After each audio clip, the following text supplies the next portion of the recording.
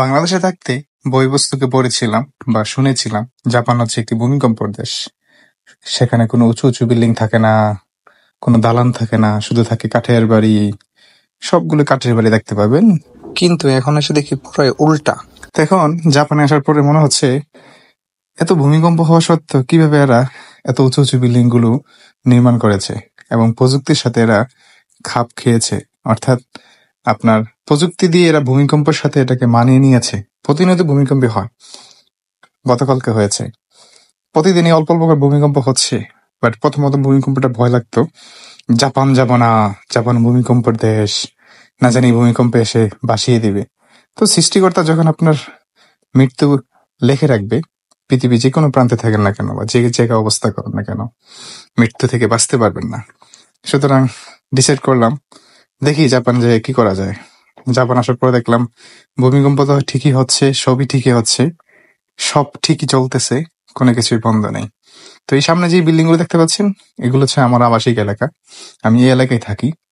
তবে বিল্ডিং এর বেশিরভাগ অংশ হচ্ছে সরকারি কোঠা, তো গভর্নমেন্ট কোঠা। বাংলাদেশে চাইলে মানুষ গভর্নমেন্ট কোনো বাসাতে উঠতে পারে না যদি সে গভর্নমেন্ট জব না করে। আর এখানে চাইলে অনেকেই গভর্নমেন্ট অ্যাপার্টমেন্টে উঠতে পারে, সে আবেদন করলে ডেফিনেটলি তাকে একটা সুযোগ দেওয়ার চেষ্টা করে। যদি একবারে হয় না, অনেকবার অ্যাপ্লিকেশন করার পর একবার হয়, তারপরে সুযোগটা কিন্তু খারাপ নয়। আর সামনে যেটা দেখতে পাচ্ছেন, এটা হচ্ছে একটা নদীর বাঁধ। মানে কি পরিমাণ টাকা খরচ করে একটা নদীর বাঁধ এত সুন্দর করে দিয়েছে, চিন্তা করা যায়। কারণ হচ্ছে একটাই, যেন জনগণ কোনো কষ্ট না পায়, যেন রাষ্ট্রের জনগণের সবার উপরে। এদেশের সবচেয়ে পাওয়ারফুল এই প্রতিষ্ঠানগুলো হয় সবগুলো গভর্নমেন্ট অধীনে। যদিও গভর্নমেন্ট টেকনিক্যালি সিস্টেমে বিভিন্ন বিভিন্ন কোম্পানিকে এগুলো দায়িত্ব দিয়ে রাখে যেন ট্যাক্সটা পরিপূর্ণ সে নিতে পারে।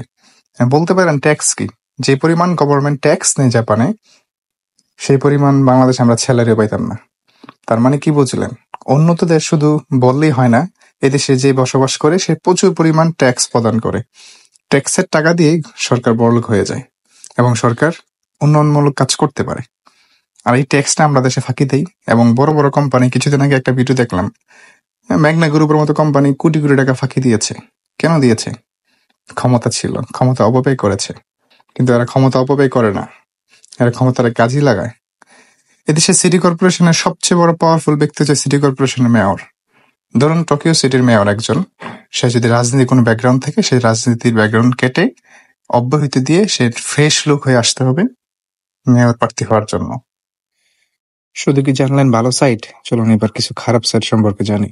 প্রথমত জাপানের সবচেয়ে খারাপ সাইড হচ্ছে আপনি যেখানে সেখানে রেস্টুরেন্টে খেতে পারবেন না, কারণ রেস্টুরেন্টগুলোতে হালাল খাবার থাকে না। গতকালকে তাই হয়েছিল আমার সঙ্গে, আমার পরিবারের সঙ্গে কোনো হালাল খাবার পাইনি। দ্বিতীয়ত হচ্ছে আপনার যে কোনো জায়গায় যে কোনো অবস্থাতে কোনো নিজের দেশের মানুষ পাবেন না, সবচেয়ে কষ্টদায়ক। এবং তৃতীয়ত হচ্ছে প্রচুর পরিমাণ মদ পান করে এদেশের মানুষ, প্রচুর পরিমাণ মদ পান করে এবং শুকরের গোস্ত খায়। এটা সবচেয়ে বড় এদের একটা খারাপ অভ্যাস। এমন অসংখ্য খারাপ গুণ এদের রয়েছে, যে গুণগুলো আমাদের প্রতিনিয়ত কষ্ট দেয়, যদিও ভালো গুণগুলোর মধ্যে দিয়ে খারাপ গুণগুলো হারিয়ে যায়। ভালো থাকেন, ভালো রাখেন, দেখা হবে নতুন একটা এপিসোডে। আল্লাহ হাফেজ।